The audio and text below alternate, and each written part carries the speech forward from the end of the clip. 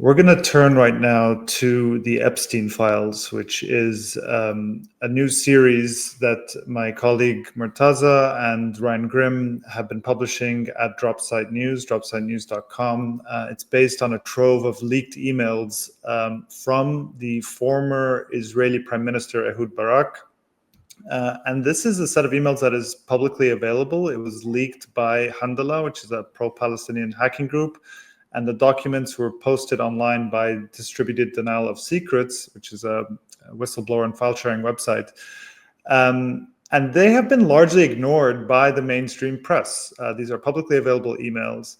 Maz, you and Ryan have been just really digging into these emails. We just published the latest in the series this morning of the Epstein files about an Israeli military intelligence officer who stayed at Jeffrey Epstein's Manhattan apartment on at least 3 occasions. But can you first explain what these emails are, what they contain, and take us through some of your reporting, starting with whichever one you want, maybe the latest one we published this morning. Yeah, so just before we went live, we published a story, the latest in the series that you mentioned, about Epstein, based on a combination of emails from the Handala archive from former Israeli Prime Minister and Defense Minister Ehud Barak.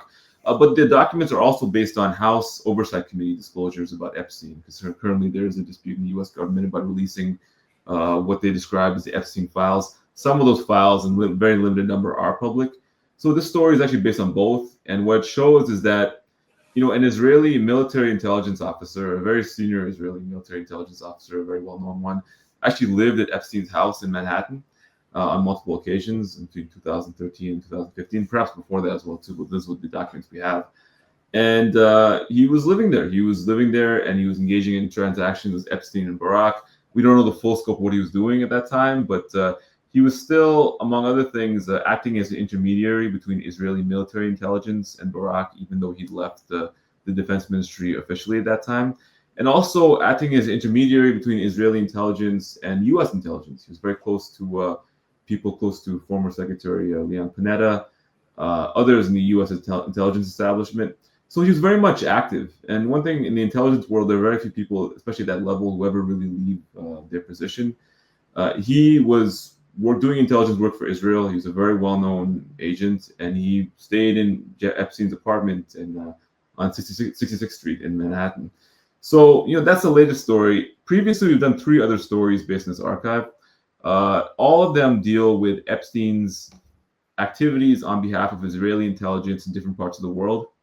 We did one story about his work setting up an Israeli security agreement or laying the groundwork for an agreement in Mongolia. Another one showing that Epstein was acting as setting up back channels between Israel and the Russian government. He had close ties both to Israel and Russia, individuals in both those systems. And then finally, a story about his work in Côte d'Ivoire, or him and Barak working to lay the groundwork. And Epstein was actually negotiating, it seems like, on behalf of the Israeli government with the Ivorian government, again, to set up security deals and set up the sale of Israeli security and the surveillance technology to the Côte d'Ivoire government. So Epstein was somebody who was, he seemed to be effectively a freelance diplomat or agent acting on behalf of Israeli interests. And this was coming in the context of his relationship with Barak. It's pretty well known he had a relationship with Barak. It's kind of been reported, but the details of what they were doing has never really been dug into in great detail. And what I think we see from the emails is that, Epstein was helping Barak make money when he left public service, as is often the case in the U.S. and European and Israeli public life. People who are very powerful public figures try to go make money in the private sector after.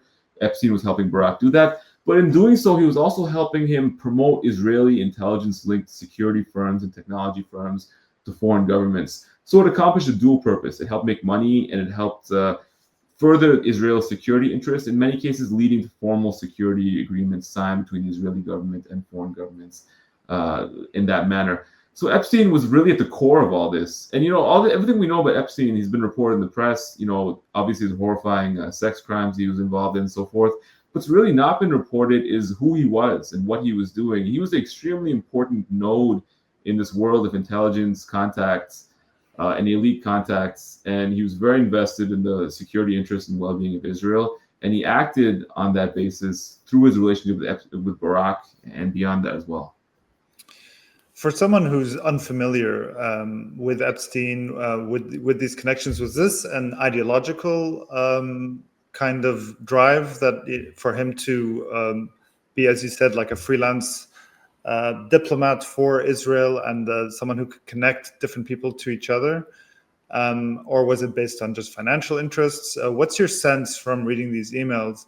And also, if you can go through, I know a lot of these are very complicated connections with lots of different moving parts, but one of your pieces showing how Epstein and Barak were working to engineer a Russia-led solution to remove Bashar al-Assad in Syria.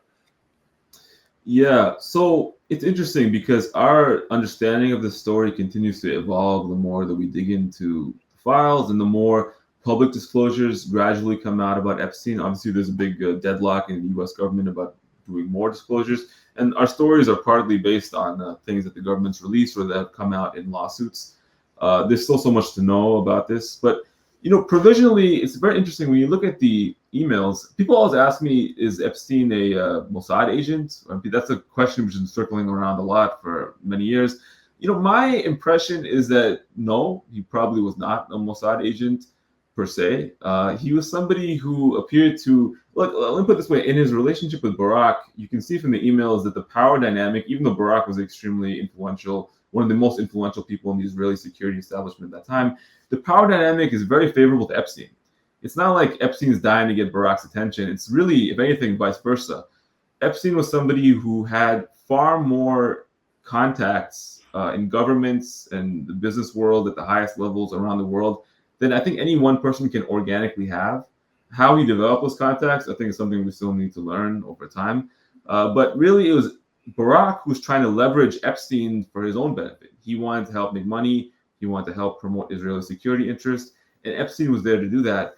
Regarding Epstein's own motives, I think that in the emails, and again, this is a fraction of all the communications Epstein engaged in with everybody over this time. It's just his ties with Barak, with whom he was very close. But he definitely is very sympathetic to the Israeli security interests. He's very sympathetic. You can see it in his what things he's proposing, the things he's helping Barak do, his own commentary on events. He's trying to help further Israeli political and geopolitical interests around the world.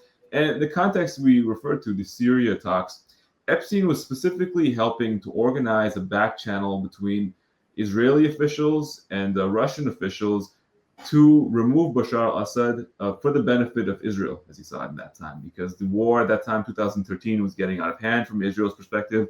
They were concerned about spillover. They didn't want democracy to come about in Syria per se. They wanted their proposal was that a Russian-backed dictator would come to power instead, and Assad would go aside, and the war would end on that basis. So that was the nature of the back channel. And as I mentioned, Epstein had very close ties with not just Israeli elites, but Russian elites and elites of other countries, including the U.S., of course, as well too. So that was his interest. And also, just to add another point of that, just to get a sense of his views, he also was very much hoping that the U.S. would bomb Iran at that time, and he was hoping that following, the conflict between the U.S. and Syria that they hope would come about, maybe at least briefly, that the Congress would then authorize U.S. attacks against Iran. So he was very much in line with the hawkish Israeli segment of the political establishment, on top of what other views or activities he may have engaged in.